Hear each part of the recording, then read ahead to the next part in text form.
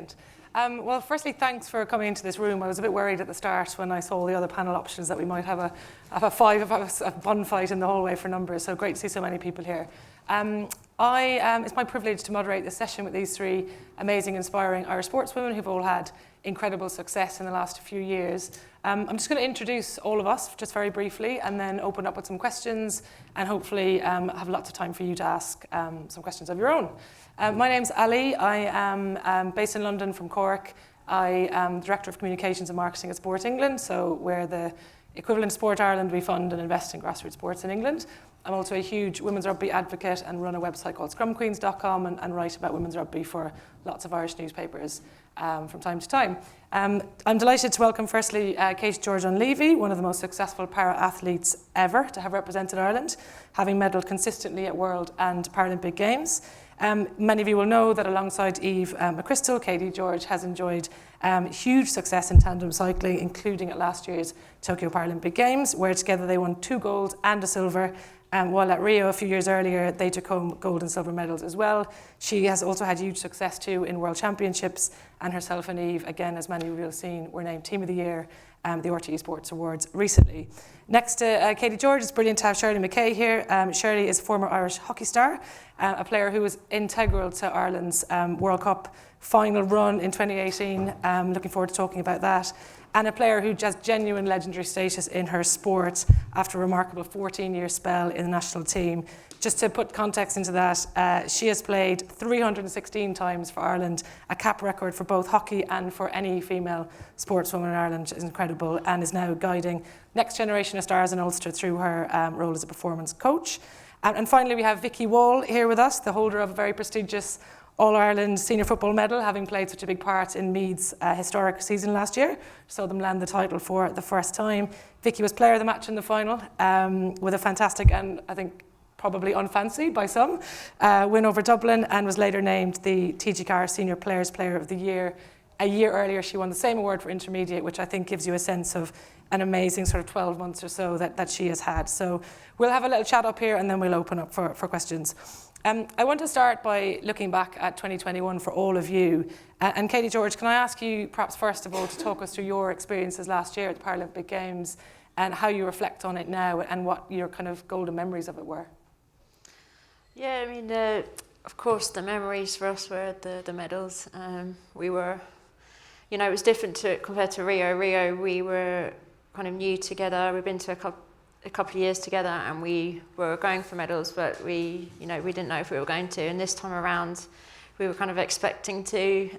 We were, after Rio, we became 5 times world champion. So, we had the expectation there, and we had confidence as well, but we weren't complacent in any of those years. We trained incredibly hard and we just went through the process. So to actually come away with the medals that we were hoping for, to get it out on the day, it was absolutely incredible. And I think we still can't believe that we've got 2 gold medals and a silver from Tokyo.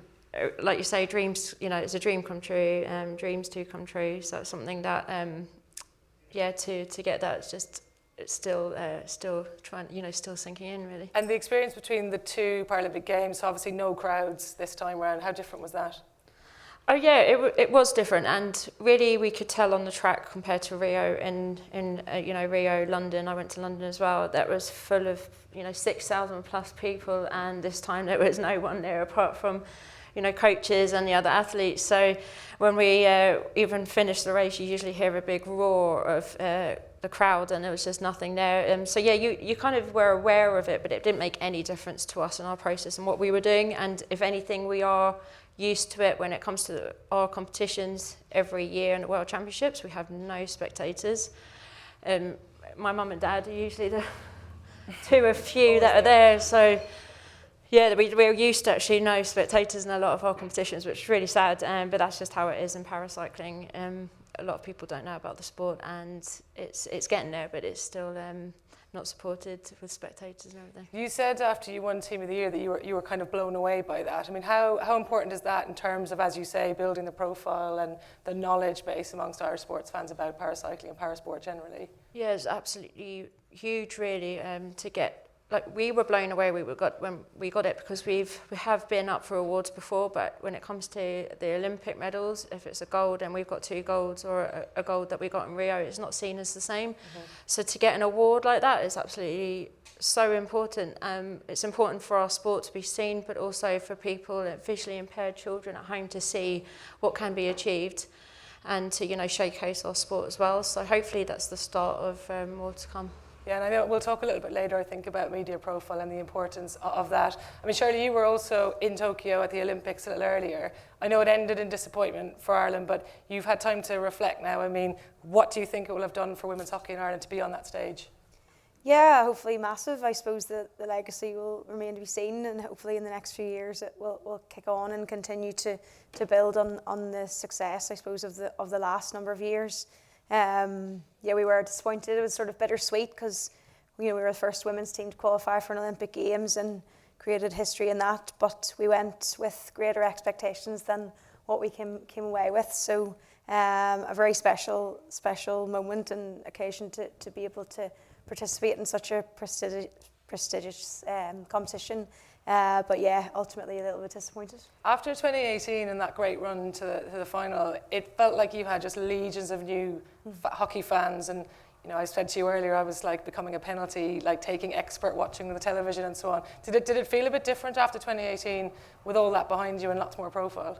Yeah, it did. As you said, sort of every man and his dog that was all of a sudden a hockey expert. There was little pubs in Donegal had the final on and had never seen the sport in their lives. So that was special for us, and I suppose we had a bit like Katie that said there, you know, not a huge amount of spectator fan base.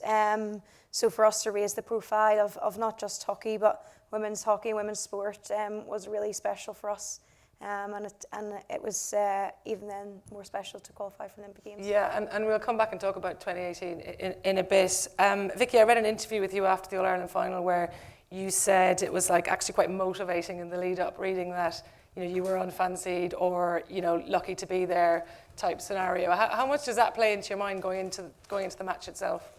Yeah, I suppose we probably would have been unfavoured all year. You know, we came up from the intermediate ranks, and it's probably an unheard of thing to kind of even be competing in an All-Ireland final the following year. So even for our quarterfinals and semi-finals against the likes of Armagh, Cork, you know, they're huge contenders in ladies football. So for us, it was riding that wave, that momentum of 2020, and I suppose it probably helped us in a sense that in 2020 when we won the Intermediate Ireland, there was no kind of celebrations. We didn't get a chance to celebrate it. I think the pubs closed 2 days after we won, so it was a quick stop to all the celebrations, and then it was back to individual training. So I think the fact that we didn't kind of get to pause and acknowledge that we've been trying to win the Intermediate for 3 years and had lost 2 beforehand and kind of finally got there, that pause and no chance to reflect kind of enabled us to keep riding that wave of momentum. I think as well, you know, that underdog tag in sports, you know, it's an ideal place to be in. When for the weeks before the All-Ireland final, you know, there was very limited kind of media approach for us, but like that suited us to a T. And even the fact of COVID, we were supposed to have a meet up with kind of, you know, younger girls and stuff like that the week before the match, but we weren't even allowed to do simple things like that. So we kind of really were in our own bubble, and we used a lot of that as motivation, I think, going into the match. And I know you can kind of flip it on the other side now, going into this year, kind of saying that you want to be the best, you want to be competing and proving yourself every single match. But I suppose for us in 2021, it was a huge motivator for us, yeah. Yeah, I guess a bit sweeter at the final whistle as well, I think. And obviously now you are the team to beat, so everyone's going to be trying to, you know, take you down off the pedestal. Does that change your approach this year, and have you talked about that? Yeah, it's definitely something we've acknowledged. I don't think there's any fear of that leaking into the camp with the management they have. We're very quickly humbled and acknowledge that 2021 is gone and done, and you know, we kind of don't want to be that team that's just been successful in 2021. We want to prove ourselves in every single game we play this year as well. Yeah, and like 2021 for you three was obviously you know, special for different reasons, but it was a massive year for women's sport in Ireland anyway. You know, Kelly Harrington and Rachel Blackmore and others. Do you think it was just an exceptional year, or is this part of a trend in Ireland where we are producing world-class athletes now across all our sports, and that's just what it's going to be like? And what do you think the kind of next step is for the next year? Maybe Shirley? Yeah, I don't think it's a coincidence at all. It's just finally people have stood up and started to listen and pay some attention. There's incredible talent in all walks of life in Ireland, particularly in sport and female sport, and I think the achievements of who you've mentioned, you know, the likes of Rachel Blackmore has just finally highlighted that, and it's amazing to see, and it's not a coincidence, and it will continue for years to come. Yeah, it's really special. And who are you guys like for 2022? Could you pick out for us away from your own sports? You know, who you're looking forward to watching from a women's sports perspective, or what teams? Me. Yeah. I like to watch all different sports, especially the sports that I kind of did when I was young. So even, you know, skiing and athletics, swimming, and rowing as well. So they're the sports I'm kind of really interested in. And so I kind of watch out, you know, the rowing girls there, the four, they did fantastic. So I'm just interested to see how that actually, the team, Ireland team, do there, because they've just moving on and getting more medals than they ever have. So I'm really interested in that for a start. How about you, Vikki? Yeah, I think it's always kind of interesting to look at the individual sports, I know the swimming and stuff like that, but I think it's kind of interesting to get that perspective of, you know, like I'm so focused and so tuned into team sport, and how you have a lot of girls around you that, like, if you win, if you lose, you experience that with 30 other people. But I remember having a chat with Annalise Murphy after her experience in the Olympics this year, and it was really interesting just kind of hearing her perspective on how you do have a team. Obviously, every individual athlete has a team as well around them, but just that kind of different perspective. So I kind of always keep an eye out for the individual sports.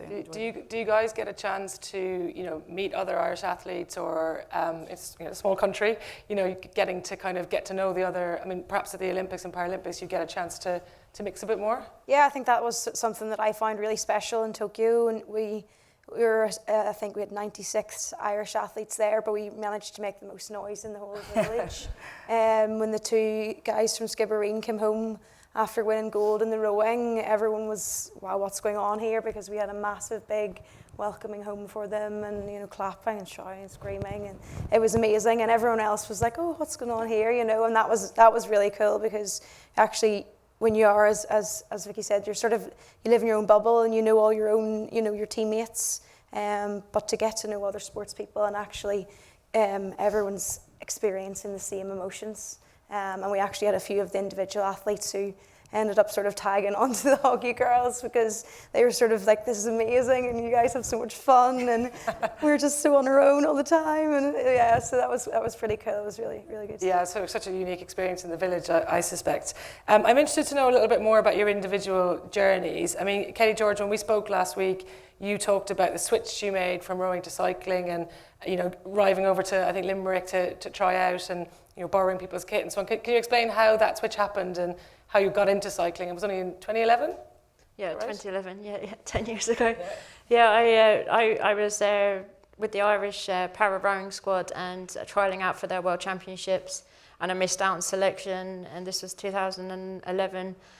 And based on that, the cycling coaches asked if I'd like to try out cycling, and I was so into rowing at the time. I'd been doing it for a number of years, and I tried to get to Beijing, and this was my chance to try and go for London 2012, and it wasn't to be, and so this kind of really was, you know, one door closes, another opens. I took the opportunity, and I just thought, I'll go for this. And 6 weeks later, so I came over to Limerick. I did some like a step test. I had to borrow shoes. I didn't know what was going on. I had to step into like clip-in pedals. Had to borrow shoes, kit, and I did this ramp test. And after that, they said we would like you and this. It was another girl, Louise Moriarty. Her name was. She was a solo rider in Ireland, and they said to us both that we'd like you to go to Denmark at the World Championships in 6 weeks' time and represent Ireland. And I was like, you haven't seen me on a bike yet. Yeah, I'm actually out on a bike. And they just said, from what we've read and what we've seen, and we think you'll be fine. And, you know, that was like belief. I hadn't had belief from, you know, coaches or anything for a while. So actually someone to say, you know, you'll be good. I was just like, oh, that's brilliant, let's go for it. So I just went for it, and straight in at the deep end. You know. And tandem cycling is a unique thing. I mean, not a lot of people get to do it. What is it about it that, you know, you really love, and how important is that relationship with your pilot? And obviously you and Eve have a very good relationship. Yeah, I was just an incredible sport. I mean, it's the first time I was out on the bike, it was just that sense of freedom. I mean, I think for me as a visually impaired person, you know, you might see that you know, it may look like I can see quite well, but mobility for me, like getting around, would be quite difficult. So I I could struggle to get around, but as soon as you're out on a bike and you're behind someone else and they're steering, of course, they're your eyes and they're controlling the bike and it's going around the corner, it's going downhill, it's just such a sense of freedom. So I love the speed about it, and then just that teamwork aspect, working with someone else to get the best out of both of yourselves and working together. And then, you know, that the relationship I have with Eve, it's just, you know, something. When she came on board in 2014, it was just, we had the same goal. She knew I was wanting to go to Rio to get the medals after getting 3 fifth places in London, and so she was on board with me, and we just had that same focus, and that's what we had. We're just so driven individually, and we just have that sole purpose, that same focus to go, you know, to get the medals, just to get the best out of ourselves on the day, and just work incredibly hard. We have that same work ethic, so just really work together on the bike and off the bike as well, and just it is something special when you do come across the line and you get that medal. You know what you've both been through, and you've got that, you share that with each other. And on that podium, you know, in Tokyo, sharing that with Eve is something really special. And one thing I was surprised about was you were explaining that obviously you're in different countries, so you're here and she's there, and you're traveling, but you're not training together all the time. So you're training indoors mostly, and she's out. Yeah, so yeah, most of the time I'm actually, even though I'm on a tandem and I race on a tandem, it's a team sport, I do a lot of my training indoors and a stationary bike. She would be training at home on her indoors bike as well. So individually, you do a lot of time on your own and in the gym, and then you'd come together for training camps. And in 2020, I actually spent 5.5 months with Eve in lockdown in her house. That just happened, and actually that really stood to us, and it really helped us, I think, get those medals that time together. Good job you get on. Yeah, I think she was, by the time the 5-6 months was up, she was like, get out of my house, go home. Yeah, done. Yeah. Because you also, Eve, we're competing together this year, but it's not certain that she will return for the next Paralympics in Paris. Yeah. How does the process of choosing a new pilot happen? Well, yeah, so she's carrying on this year. She doesn't know about Paris. I'm aiming for Paris. I'm taking 1 year at a time. So yeah, if she steps down, then yeah, that is probably an uncertain time, difficult time. I haven't had that since 2013 because I've been with Eve since 2014. So yeah, you know what, I can look at it in a negative way and go, oh, it's going to turn to rubbish and I'll be starting back from where I left on. But I kind of look at it as a new challenge for me. Look what I've achieved. I've got 5 Paralympic medals, and if someone comes along, it's a new dynamic, something else to get out of it, new experiences, and I'll just go and we'll do the best we can on the day. But I am aiming for Paris for a medal, so they're going to definitely have to step up a bit. Definitely. Shirley, I hope you don't mind me asking you about 2018. I'm sure you've had a long career in the Irish women's hockey team. It's not the only sort of big moment, but going into that, like, Ireland were not expected to get to the final, I think it's fair to say. What actually happened in the camp to, you know, that run that you went on and so on, like what was that down to? And you know, when you look back now, you know, what really clicked for you? Yeah, I think it was probably a culmination of a couple of things. Luck to start with. I suppose every run in any sport or any faculty of life has a certain element of luck, and I think we went into the tournament as real underdogs. We were ranked 15th out of the 16 teams there and ended up finishing second. So that brought with it a bit of complacency from the others. We were only booked to stay in the hotel for the first week and a half of the tournament, so we had to turf another team out who went out in the quarterfinals so we could stay, and just a lot of little things. There was a lot of, like, no one really backed us apart from ourselves, and there was a sort of a little quiet belief in camp that, you know, we could do something special. We'd had a lot of failures. I've failed to qualify for the Olympics on 3 occasions, and failed to qualify for the World Cup in 2. So this was something that we had been building, and we'd had so much disappointment that, you know, our World Cup was, well, that was supposed to be my retirement party, and it was something that was very special to all of us. So I think, yeah, just that quiet underlying confidence that we could create a little bit of chaos. No one knew the chaos that was to ensue, but yeah, it was a special 3 weeks. And then in the final, I mean, you know, taking home a silver medal, I presume beforehand you might have bitten someone's hand off for that, but how did it feel in the end? Because, you know, you're just one step away. I mean, did you have a chance to say, actually, you know, we've achieved something here?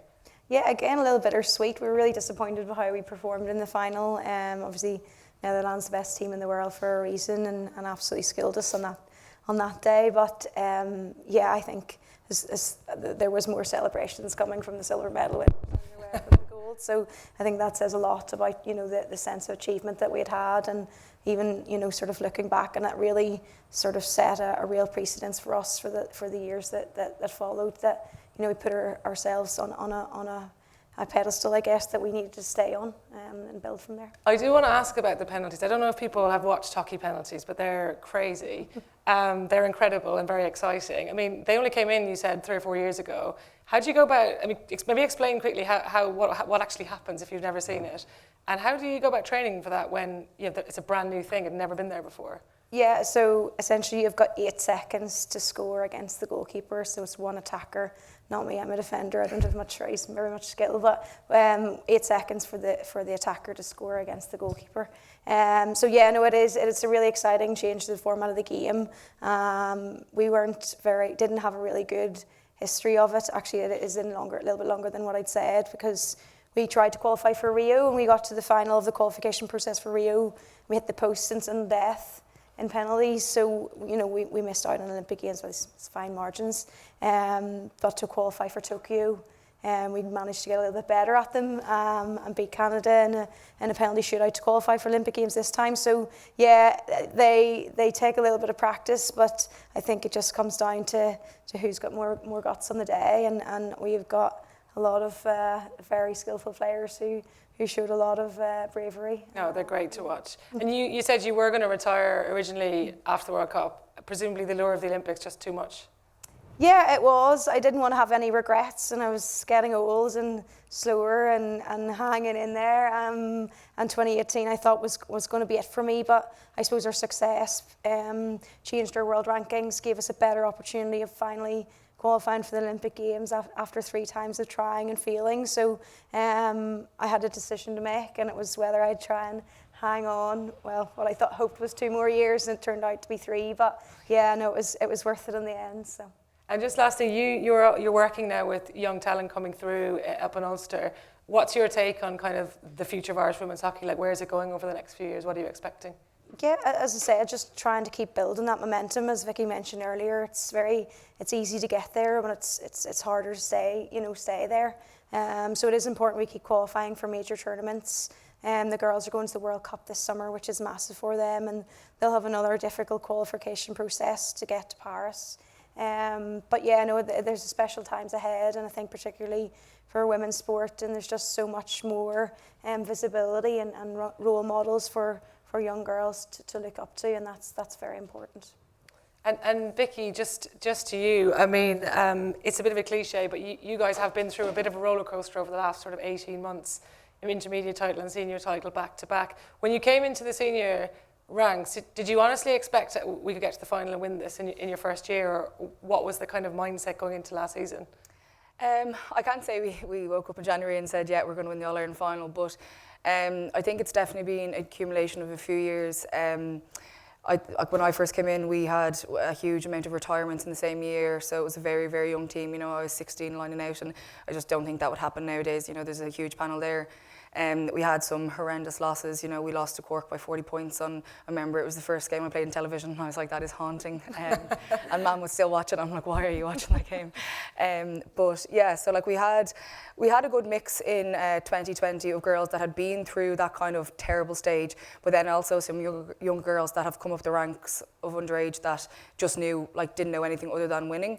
So I suppose that kind of played into the success in 2020. And then 2021, it was kind of just a case of proving ourselves. So we were up in Division 2, and Division 2 has a lot of the senior ranking teams. So for us, that was exciting to know we'd kind of get a look at where we were in the standings before we'd even played a championship game.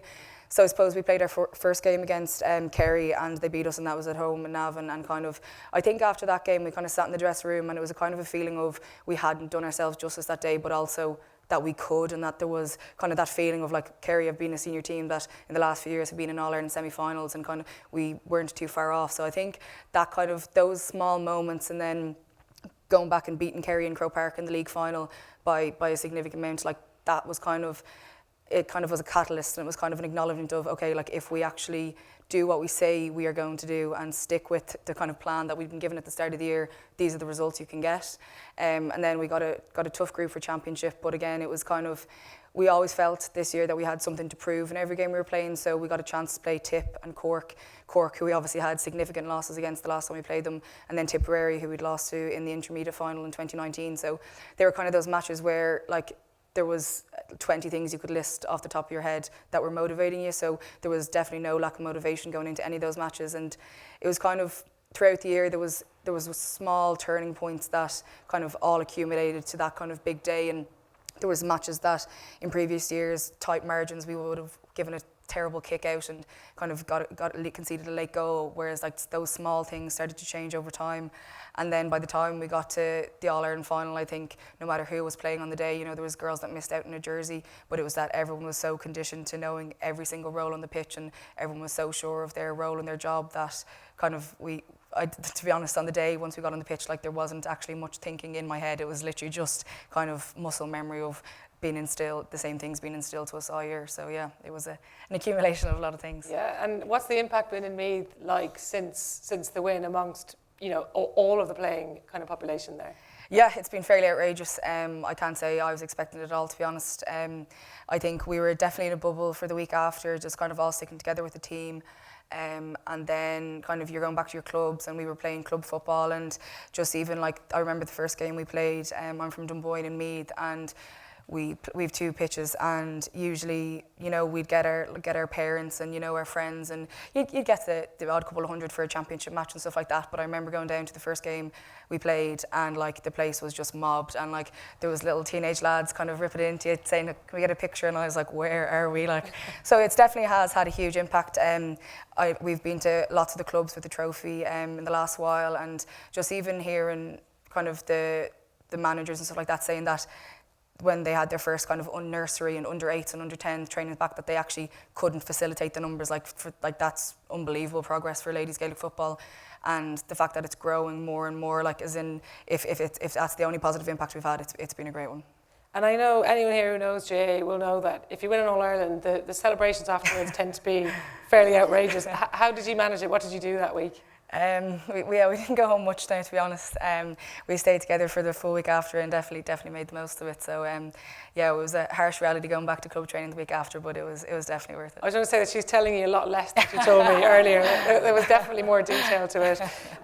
Obviously, you know, we're talking about success and progress in women's sports here, but for those of us who are involved in it, we also know there are lots of inequalities, lots of challenges, and you know, we're still talking about equality, and still will be, I think, for quite a long time. In your own sports, in your own activities, where do you see like the biggest challenges and the biggest barriers that we have yet to overcome? Maybe Katie George, will start with you.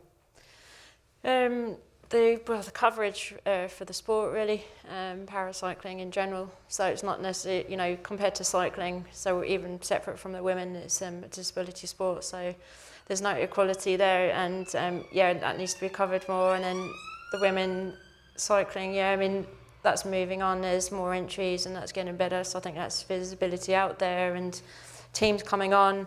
Our races, we always kind of say that our races on the road haven't been long enough, and they are getting a bit longer, but we can do more, you know, so there's maybe equality there as well. But really, as paracycling, it's just that, like I said, Tokyo, it's the first time that our road races were televised, so it was the first time that anyone at home any of my family saw what I've been doing for the last 10 years. So unless they were there on the day previously, they wouldn't get to see you? Yeah, that's right. And so there's visibility there for people at home, our families, but more importantly, you know, for the children watching to see the sport and to see how exciting it is, and hopefully, you know, there'll be people, you know, there'll be disabled children seeing the sports and wanting to get involved there. So hopefully, definitely. Well, you're helping definitely with all of your success.